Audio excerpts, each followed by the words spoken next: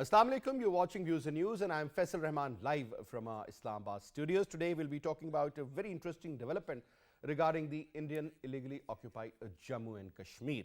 As we all know that on this particular August the 5th, it is going to be 2 years since the Articles 370 was abrogated by Delhi, and whatever happened after that, that is again something which the whole world has seen. Atrocities, atrocities and atrocities across the board. Their special status was snatched. They do not have the right anymore.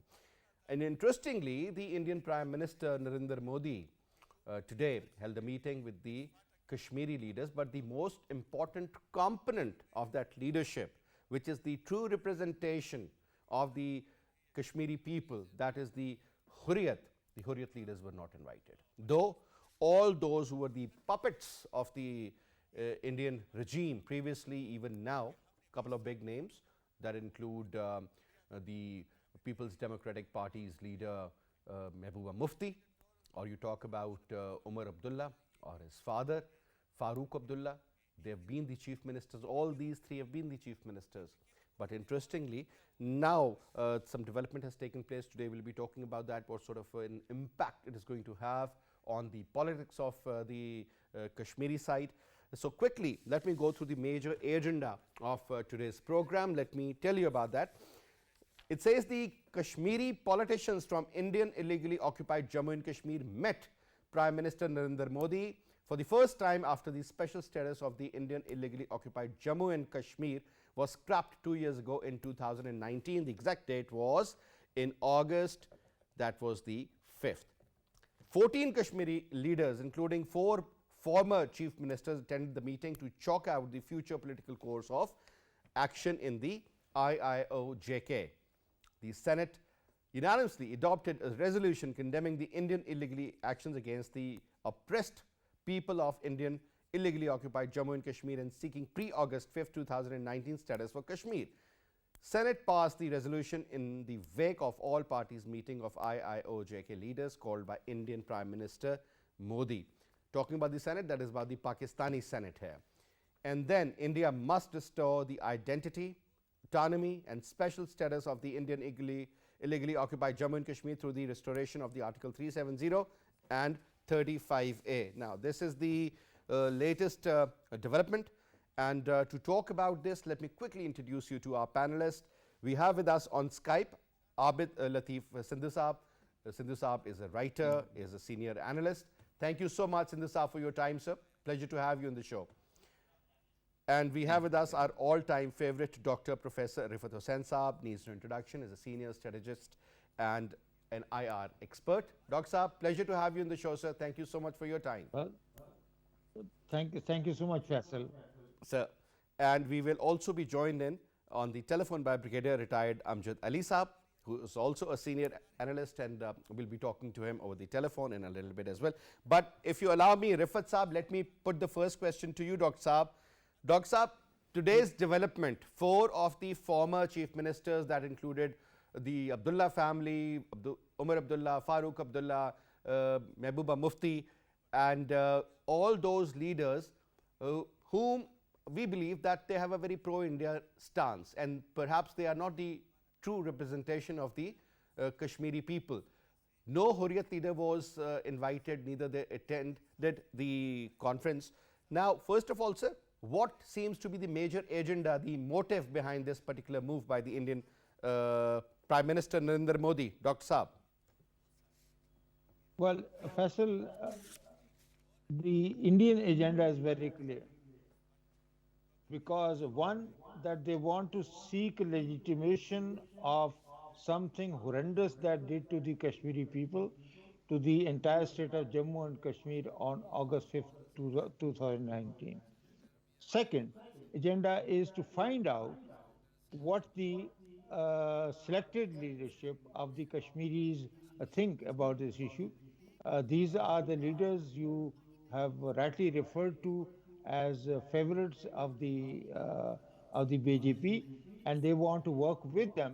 And third, agenda is quite clear, is that they want to further divide and fragment the Kashmiri leadership. You have mentioned that all party Hurriyat conference was not invited because this invitation from Modi government was specifically aimed at uh, the Gupkar जो declaration जो है उसके all parties Gupkar declaration was the main target of this leadership. And even it's very interesting that Sajjad Mir, who is one of the key leaders of this Gupkar delegation, he distanced himself and he refused to participate. So it's quite evident that and the funny thing is that before this meeting, even the Gupkar family or the leaders didn't have any clue as to what the agenda of the meeting is going to be. So the Indian agenda is very clear: is to further divide and fragment the Kashmiri leadership, and this is neither here nor there. I have not yet seen the press conference that was addressed by the Gupkar leadership in the wake of this meeting, but maybe Abid Saab was more up to date to this, so he can address this issue. But to me, the objectives are very clear. A, seek legitimation for India's horrendous act. Number two, further divide the leadership. And third is that Indians are preparing for the elections, which will be somewhere held later in the year, and this is a bait to the Kashmiri leadership, which was invited for this dialogue, whether they would be willing to participate in the process. And finally, let me say something about the Gupkar leadership. This is a eight-party alliance in which you have referred to the key components. But there, if you read the original declaration, which was signed by them in October 2019, 1 month, 2 months after the elimination of the special status of the Kashmiris, they believe that the only way they can find a resonance, find an audience with New Delhi's leadership is through dialogue. And what kind of a dialogue is taking place now when we know that nothing has changed in terms of the basic facts as they relate to the Kashmiri people's plight and oppression? All right, coming to you, Sindhu Saab, before we talk about the five demands raised by the Congress leader Ghulam Nabi Azad, I just want your take on this very important issue, because I was reading an article in which the design the Indian BJP government has, I mean, primarily they want Ladakh to be one part of that area, Kashmir, because they want to eliminate the word K. And secondly, they want to talk about Jammu. So the division would be Ladakh and Jammu. Kashmir is going to be history in that. Now, let's talk about that point, and then I would like you to comment about this particular conference that was held today. Yeah. Dr. Saab has very rightly said that, the aim of this exercise is to altogether validate the Indian effort which they have initiated on 5th August, in which they have, changed the status of the Kashmiri state. It is, to me, it is this meeting is a marketing exercise. Actually, for coming over to this, we have to go to we have to just define a little background of this. In 2014, Mr. N.R. Naik wrote a book, Strategic Himalayas, and that book actually magnifies, and that book actually specified the importance of the Himalayas itself and the greater Himalayas, which included the Ladakh also, and up to the area of Tibet. That this area is very important because of the water resources of the 21st century, because 21st century is going to be a century of agriculture and technology. We are already seeing the signs of climate change and the effect and the failing of the crops all over the world, and the stress on the food talkie on, at the different regions of the world. So Kashmir and in this backdrop, the importance of Kashmir has magnified, and this is the time that uh, uh, the Indian government has already realized it, and they have taken, as per their own interests, they have taken few strategic steps. Now, uh, as we know that this Gopkar alliance, which Dr. Saab was referring, it is basically an effort to create another political node in the Kashmir, and that node which is pro-India, a node of political Muslim leaders which are pro-India, and those leaders, you must have noticed that they have called the Gopkar alliance. They have called, there were 8 parties representation with 14 leaders, but none of the leader of the Hurriyat Conference or JKLF or other Muslim leaders who are, who represent the Kashmir Valley or who represent the sentiments of the Muslims, they were not invited. So this is the exercise in exclusion, the political exclusion, and this is an effort to prove and to establish that there are this political node, which is pro-India political node. It is the political leadership which is going to play a role in the coming future, and which is also significant in solving the Kashmir issue on the one hand, and also declaring and manifesting that now Kashmir itself is not a different identity. It is basically Jammu, which is co-twined with the Kashmir, and that is the reason that they are even they have taken a massive gerrymandering exercise in the Jammu area, in which through limitation commission, they are even redefining the constituencies, in which soon they will announce that Jammu will have over 47 constituencies, and then Kashmir will have 40, so that the representation of Jammu will exceed to that of the representation of the Kashmir. So this will Exactly. change the status of Kashmir as a Muslim majority area in very, very technical terms.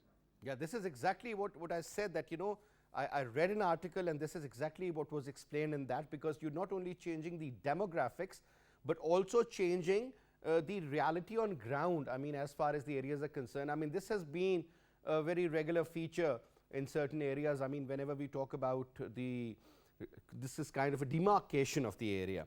But anyway, one more quick comment, Sindhu Saab, before I go back to Dr. Saab, and that is, since you talked about the 2 parties who were not invited, JKLF, just as the Jammu Kashmir Liberation Front, and APHC, all parties Hurriyat Conference, their leaders were not invited. Neither they participated. My point now is very straight, that do you believe that other than these 2 parties, the rest of the parties could be the right representation of the Kashmiri people, sir? Or you believe that without these 2 important parties, this particular conference doesn't mean anything? No, without the participation of these political parties, this means nothing. This is an exercise, as I've already said, this is an exercise in marketing. So India is marketing the brand, the new brand of Kashmir, which India wants the people should see and believe that this is what the Kashmir is, and this is the issue that they have solved. They are actually moving to a new concept of a statehood, and they don't know that for the statehood, every road goes from Srinagar. If they exclude Srinagar, then that state would not be acceptable to Pakistan. That would not be acceptable to the Kashmiri people themselves. All right. We've also been joined by Brigadier retired Amjad Ali Saab. Brigadier Saab, Assalamu alaikum and welcome to the show, sir. Thank you very much, Faisal. Brigadier Saab, first of all, your take on this development regarding the conference that was held by the Indian Prime Minister Narendra Modi. 2 major stakeholders, JKLF, APHC, they were not invited. 14 members from 8 different parties were. Do you believe this is going to be the right representation of the Kashmiri people, sir, of their sentiments, of their feelings, or again another drama is in making? Yes, absolutely not, because they should have invited Hurriyat conference. The Hurriyat leaders did not join, and their not joining was a clear-cut indication that they are not with the state for this policy, state of India, because Modi is a very smart person. In fact, if Indians are very smart. They did not even accept the basic agenda of these 14 leaders, and that was the restoration of 370. They straight away came. They came onto one issue, and that was let's go for delimitation first, and after the delimitation, we'll talk about the other issues. So, what is that delimitation? That delimitation is that whatever is there, they want to make the other constituencies as they have lately won the election. 74 seats BJP has won, and out of all the seats, 100 seats have been won by these leaders, including all these leaders, and that is Gopkar, very famous declaration which they said at this association. Now, who are they? They are basically not for Pakistan except for Mahmouda Mufti. And even in this conference, she openly said that we should have a dialogue first with Pakistan because Pakistan is the major stakeholder.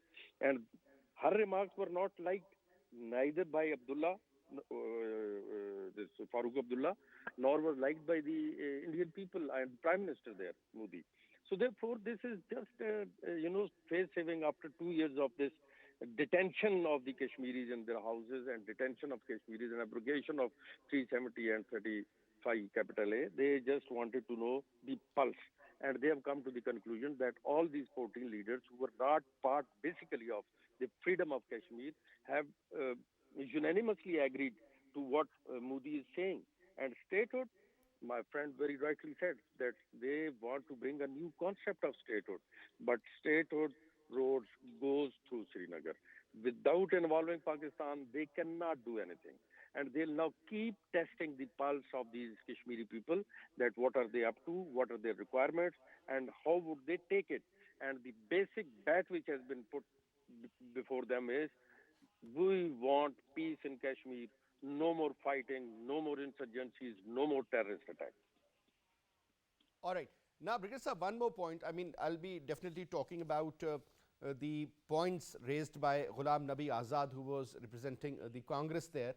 But if you look at the history, I mean, let's talk about the previous government. Mehbooba Mufti was the chief minister there. And interestingly, most of these powerful ministries, like Home Ministry and so forth, they were all in control of BJP out there, even in her government. So, sir, if she is being dictated, being the chief minister out there, Farooq Abdullah or Umar Abdullah, whenever they are in power, they are always supporting the ideology of Delhi. The moment they are in opposition, they begin to learn, we should talk more about the Kashmiri people. So, this kind of, the attitude that is being witnessed by the Kashmiri people, what is that supposed to mean, sir? No, but as far as Azad is concerned, he was speaking the language of the Indians. He was No, no, speaking no, the no, no. language of the Prime Minister Modi while he was addressing the press I'll conference talk about that, after sir. the meeting. Currently, I'm talking about these three major leaders, Mufti Saiba. As we all know, her father was Yes, also a big leader. So is the yes. case with Farooq Abdullah and Umar Abdullah. Because whenever they're in opposition, they always talk, for the Kashmiri people. But whenever they're in power, unfortunately, they speak the language of Delhi, sir. She used to speak the language of Delhi, and she was most probably one of the, I must say, puppet of Delhi. But what happened when this on 5th August 2018, when this in 2019, when this 370 was abrogated and 37 capital A, 35 capital A was abrogated, she was the one who was never expecting that she will be detained. And she was immediately detained and house arrested. You know why? The people and the people of Kashmir and the people from New Delhi, they knew that she is the one who knows as the things are going against her, so she is likely to raise a voice. Now she has come to know that whatever will be there, the things will not be in her hand. Most probably, the things will be in not even in the hands of the Congress. These will be in the hands of the BJP mainly. So therefore, she has come to know, and you're very right, because now she feels that she is in opposition. She'll speak. She will try to speak the language of Pakistan. She will try to, side by Pakistan, and she will try to say, let's keep them on board because she wants to play with the sentiments of the Muslims of Kashmir, and that is the major population there. That is or not, but that was the major population there. More than 80% they were there. All right. Now, Dr. Saab, coming to you, couple of points, rather 5 demands raised by the Congress and through Ghulam Nabi Azad. I'll just read it out, and quickly I want the quick comment of all 3 gentlemen on that also. He says statehood of Jammu and Kashmir should be restored at the earliest. The Prime Minister and the Home Minister had promised in Parliament to restore J&K's statehood at the appropriate time. We told the government that now is the favorable situation for it, Azad said. I think this is not going to be acceptable to BJP's government. Dr. Saab, from you, sir. Well, Faisal, it is quite evident that the entire leadership with which the Modi government is holding or just has held the dialogue with is not interested in the Kashmir's freedom. They are not interested in Kashmir's azadi. They are least interested in Kashmir's right to self-determination. They want to go back to the local autonomy, and we know that over a period of time, how the local autonomy itself had been eroded because of the presence of the Indian security forces to the tune of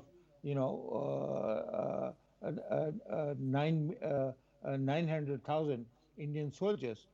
So their basic agenda is, particularly I would like to talk about Farooq Abdullah and his son Umar Abdullah. Their agenda is quite clear. They would like the New Delhi to restore their privileges that have been taken away by them. And when New Delhi introduced this horrendous act through which the Kashmir's status was eliminated, Modi was very clear, and so was Amit Shah. They said that we are very happy that the dynastic rule in Kashmir has come to an end. So these people were the main targets of the so-called elimination of the dynastic rule inside the Indian illegally occupied Kashmir. So what I'm saying is that this is a dialogue which is meant to hoodwink the people and to ward off international pressure, which is quite significantly has been mounted by international press and the coverage of Kashmir, which is there in the international media. And as we speak, the Biden administration, even though this is Biden administration is not speaking openly about it, but there are behind the scenes, we are getting indication that the Biden administration is putting a lot of pressure on the Indians to provide some kind of a reprieve to the Kashmiri people. And the purpose of this dialogue is that India could have a better face to show to the world and say that we are engaged in a dialogue. But this dialogue is going to this go will make nowhere. the headlines. The world will see India as a country who has admitted, and they are doing whatever they could do in their given capacity. And I think this is exactly what Sindhu Saab also mentioned, that this is a great marketing technique, and I think this is going to sell well as well, sir. Interestingly, now coming to you, Sindhu Saab, it also said that Congress also demanded that assembly election in J&K should be held at the earliest. Governor rule imposed by BJP, total one-man shows are there, sir. Do you think this is going to be acceptable? Do you think the time is conducive? Even if the elections are rigged, can they in fact show the world that your election was held and this is the result? See, these are the people of our own choice again being selected or elected or in power? Yeah, Faisal, actually what Ghulam Nabi Azad has said, we are already done and dusted with such type of statements.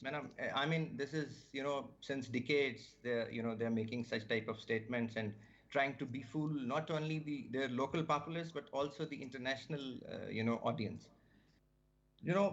How they came to this conclusion that this is the right time for this type of a thing or to undertake this venture is actually the elections which were local body elections, which the panchayat elections which were held few months ago, of the district development committees and the block development committees. In that, they were not expecting, the Congress was not expecting that people will participate, but the participation was overwhelming, especially in the area of Jammu and also in the valley and the surrounding areas.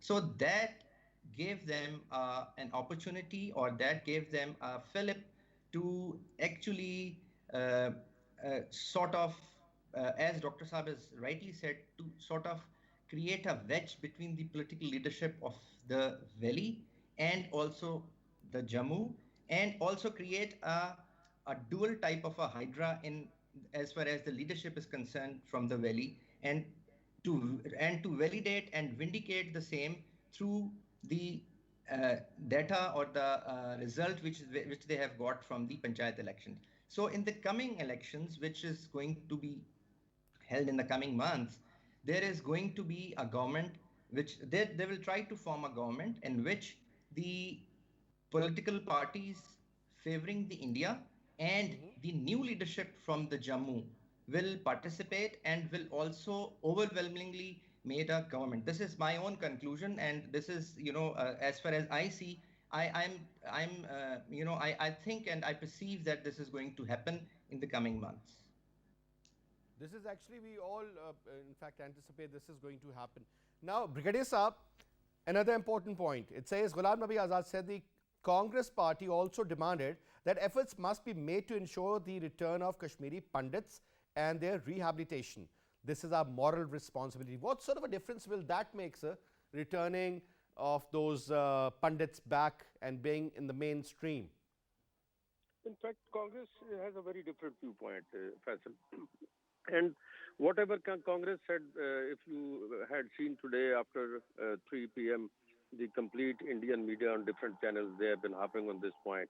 And they have, bluntly, they have been criticizing Congress that had it been in the hands of the Congress or Gandhi people, the Kashmir would have gone and it would have never been with the India. Whatever the Congress says, they just normally don't buy it. But Congress feels that if that happens, the Pandits they are given back, they might be able to, get in power, or they might have some strong opposition so as to tell the BJP and the Delhi that we are also here and we are very strong here, and we are being supported by the people, because they precisely know that most of them are pro-Gandhi people. So I think that is the main reason that they are doing. But at this point in time, Faisal, we are, especially Pakistan, whatever India is doing now, we are at a crossroad of stratagem where we must now formulate a strong strategy, which I'm sure is being made and must have been thought by the brains sitting up there in the parliament and senate and at different tiers in different institutions, that what is the situation and which turn this historical movement is going to take in the forthcoming election, and how would they be able to, or we would be able to, press our viewpoint, which we have already certainly expressed at many forums in the world, where we can say that no, this is wrong, and there should be plebiscite held where it should be decided that whether this area belongs to the Muslims or not. Do you believe, Brigadier Saab, if there is some sort of an international pressure, let's suppose we admit for a moment that the US President Joe Biden has exerted some sort of a pressure on the Indians to show the world that something is being done in that part of the world. Now, the question is, sir, do you believe that if elections are held, I'm talking about the elections, one of the demand of Ghulam Nabi Azad, if the elections are held, and we know that they cannot be free, fair and transparent, but the result which is desired by Delhi is achieved somehow or the other, and they advertise it well, they show it to the world that, see, this is what is happening.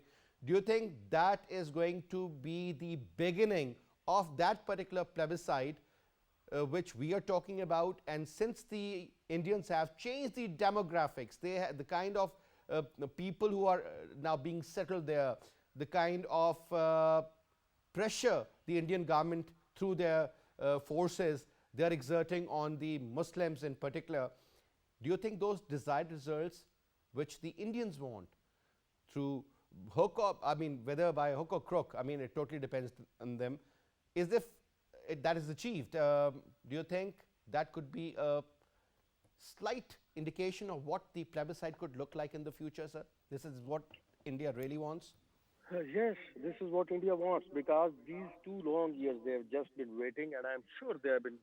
I'm not sure, but everybody knows it. Whole world knows it. That the major, effort was to change the demography of that state, or both the states, and that demographic change was basically to disturb the ratio of the Muslims and rest of the religion like Hindus and Sikhs and the Parsis and others and the Christians who are there, which are surely they'll be on the Indian side. That coming into play that if this particular religion goes to, let's say, hypothetically speaking, that if Allah willing it goes to Pakistan, then there will be some type of insecurities for the other religion than the Muslims because this is a Muslim state. However, India is basically Joe Biden. By the way, Joe Biden administration is just trying to save the Indian face. Whatever they are trying to dictate to the Indian, this is just for their face saving, not for us. That's what our prime minister knows. That's what our complete administration and maybe establishment knows. That what is Joe Biden is trying to do, or Joe Biden administration, or the Americans are trying to do. So I feel that they'll not be able to get the desired results yet.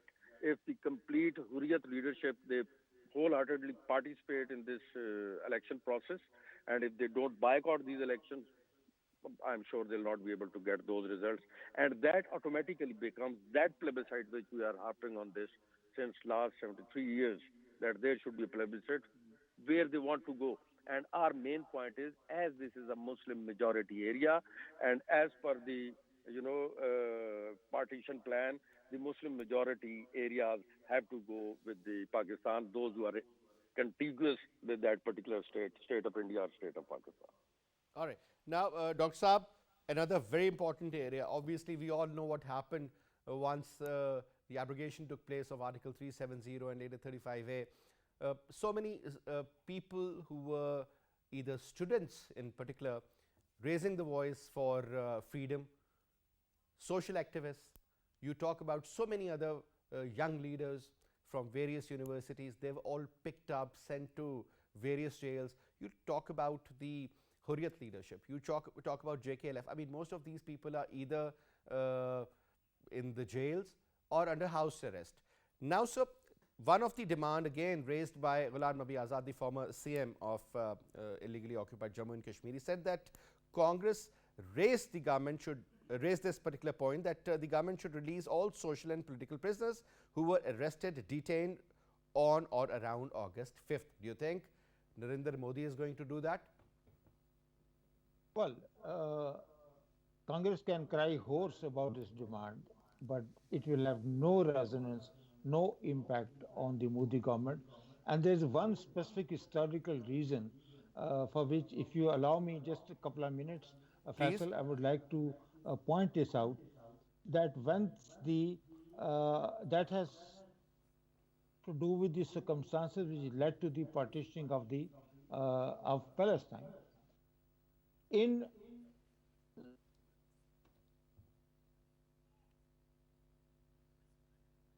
Dr. Saab, can you hear me?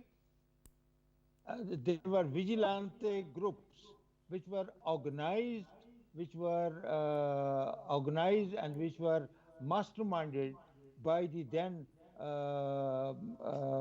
the Israeli military, which was in the offing, and they organized these vigilante groups to go and dispossess the Palestinians from the land for which they had lived for a number of years. And to me, it appears that India is trying to do the same to the Kashmiri leadership under the garb of Article 35A, because of course, one issue is that their effort to settle the Hindu and change their demographic, but much more egregious is that under the military occupation, they are going to force the Kashmiris of the valley to sell their lands and make life so miserable for them that they would like to opt out, and then this will be the historic opportunity for India to do something which was done by the Zionists at the time of the creation of Palestine. So I think that the Modi has learned his lessons very well from the Israeli history of expansion and settlement, and there are a number of resolutions which say that as an occupying force, India cannot change the demography or demographics Sir, technically the speaking, Dr. state Saab, India under its cannot. occupation. Dr. Saab, India cannot, but they are. And the fifth point again raised by Ghulam Nabi Azad was that Congress demanded the government to provide guaranteed protection of domiciles on land rights and jobs in J&K. And we all know the opposite is happening there, sir. Yes, yes. But the question then is that, if you had a transparent government, if you had a rule of law, and you had normal circumstances prevailing in state of Jammu and Kashmir, then one would expect, these measures will be taken. But India is under Kashmir is under virtual Indian occupation, and unless that occupation ends, and there is a commitment from the Modi government that they are willing to release all the prisoners and meet all the demands, then holding this kind of a dialogue is nothing but hoodwinking the international community and human rights organizations. All right, Sindhu Saab, your comment on these 2 points, sir. One was about because there was a demand that the prisoners, the political prisoners, the social activists, the students should be released. And at the same time, another demand was about the protection of the domiciles and the land rights of the people living in the illegally occupied Jammu and Kashmir. Your take on that point, sir? Yeah. Faisal, I think India is very beautifully trying to apply the Machiavellian political science on the chessboard of geostrategy. And Absolutely right, sir. on the on the one account, they are trying to soothe the nerves of the international audience, and on the other side, they are trying to decipher this Kashmir issue by their own terms. If we take that, what is the takeaway from this meeting which was held today? One of the point which you have already mentioned, and the release of prisoners and all that. I think uh, first of all, by this meeting, they are trying to find out a dark horse, a political leader, which they can put the reins, and which can, the person who can, give them the Naya Kashmir which they want right after 4 or 5 months. The other thing they want, as Dr. Saab has very rightly said, to dispossess the people of the valley from their lands. That is the reason. Right now, the two basic issues of the people of the valley are the jobs and the land, which government is, forcefully taking away from them in the name of the security, making the new cantonments and making the government buildings and extending, the security paraphernalia. On the gab of that, every Kashmiri Muslim living in the valley is now being, robbed of his ancestral lands. And the third thing is, as Brigadier Saab has mentioned, I think with due respect, I disagree with Brigadier Saab that now the plebiscite, if this happens and this political exercise happens, and the outcome is, the outcomes is gestated as we are discussing, then the option of plebiscite is going to be a very remote one, because Jammu will Why? already will be changed.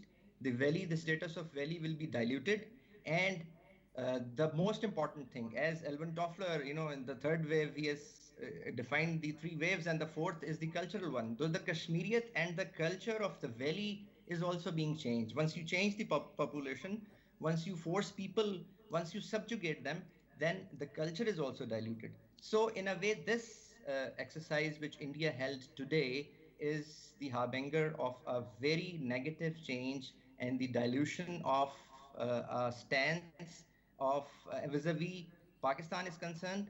and vis-a-vis the people of the Kashmir are concerned. They are going to this is going to have a very strong repercussions, and we have to very rightly said that we have to take measures and concrete diplomatic efforts to not only challenge this but to find a way forward and reach to a solution and a mechanism where we can safeguard the our interest and the interest of the people of the Kashmir and the Muslims who are there.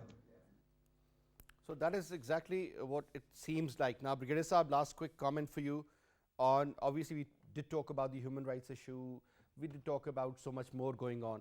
Now, when we talk about this kind of an arrangement, what do you think should be the response of the Chinese, because they are also stakeholders in Ladakh? Well, Chinese are they are very carefully looking at the situation because they have the major stake there. And as far as other issues are concerned, I think Sindhu Saab's these 2-3 minutes comments was a classic example of brevity, that he has concluded everything, whatever is there, and they want to do it. My only point is that if you had followed today, you must have followed the complete meeting of Modi. All those 5 points, they were just listened, and there were absolutely no comments by the Prime Minister or his aides on that. And there was just one point given by Modi Saab, and he reiterated it a number of times during the meeting, that let delimitation happen, and let this process be completed. We'll talk about other issues later. There is a reason, because we precisely know that after delimitation, the boundaries, constitutional boundaries, are boundaries of the constituencies will be such where every constituency will have, if not win-win situation, then they will definitely that concept of Muslim majority and freedom and plebiscite that will die down. So anyway, sir, let's see. Time is very important in this particular case, and when you look at the kind of leadership that met the Kashmiri leaders, I mean, that included Amit Shah, that also had Ajit Doval, obviously the Prime Minister was there, the Lieutenant Governor of JK, along with so many other important members. So I think something is literally brewing out there, and I'm sure they're going to analyze the situation. And a couple of days since we get a proper response on this particular meeting by the Indian government, we'll get to see exactly what's going on. But anyway, thank you so much, Brigadier Saab, Sindhu Saab, and Dr. Saab. It was a pleasure having you all in the show, sir. And I hope to have you again in the coming days as well. And that's all we have for this. I'll see you tomorrow. Till then, you take great care of yourself. Khuda Hafiz.